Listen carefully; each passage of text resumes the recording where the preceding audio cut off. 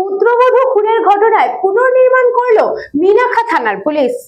চলতি বছরের 28শে মার্চ মিনাখার ধুতুরদহ গ্রাম পঞ্চায়েতের অন্তর্গত দেবীতলার কাহারপাড়া এলাকায় একটি ধান চাষের জমি থেকে রক্তাক্ত এক গৃহবধূর মৃতদেহ উদ্ধার করেছিল মিনাখা থানার পুলিশ।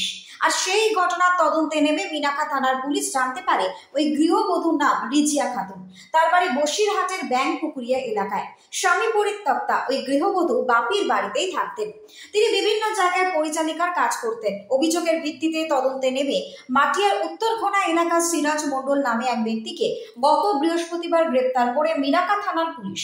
শুক্রবার তাকে বসিরহাট আদালতে পাঠিয়ে পুলিশি হেফাজতের আবেদন নিয়ে তদন্ত শুরু করেছে পুলিশ।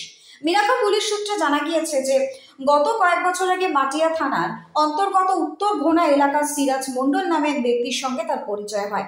তারপর সিরাজ মণ্ডল রিজিয়া খাতুনকে বিয়েও করে। আর এই ঘটনার পর সিরাজ মণ্ডলের আগের স্ত্রীর সঙ্গে এই রিজিয়া খাতুনের পরিচয় হওয়ার পর সিরাজ মণ্ডলের সঙ্গে মাঝে মধ্যেই গন্ডগোল ঝামেলা হতো তার প্রথম স্ত্রী এবং তার দ্বিতীয় স্ত্রী রিজিয়া খাতুনের মধ্যে।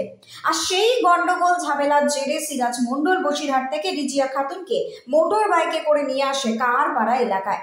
তারপর তার সঙ্গে গল্প করার নাম করে একটি ধান বাগানের মধ্যে নিয়ে যায়।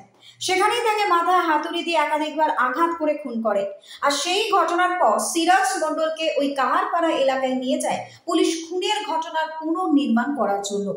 কোন জায়গা থেকে মোটর বাইকে করে রিজিয়াকে নিয়ে আসে সিরাজ, কোন জায়গায় বসে তারা গল্প করে, তারপরে কোন জায়গায় বসে হাতুড়ি দিয়ে তার মাথায় আঘাত করে, তা ভালোভাবেই দেখিয়ে দেয় সিরাজ।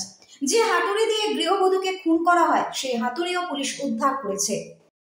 আজকের এখানে 28/3/2025 এটা ডেড বডি পাওয়া যায়।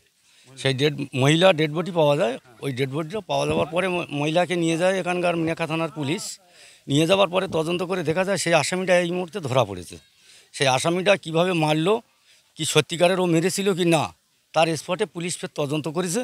সে কেমনভাবে মারলো, কেমনভাবে বসেছিল, সেই জিনিসগুলো শোনাবোঝা করে তারপরে পুলিশ ফের আবার ওকে আবার এখান থেকে নিয়ে যাচ্ছে। ব্যুরো রিপোর্ট, নিউজ বঙ্গ টাইম।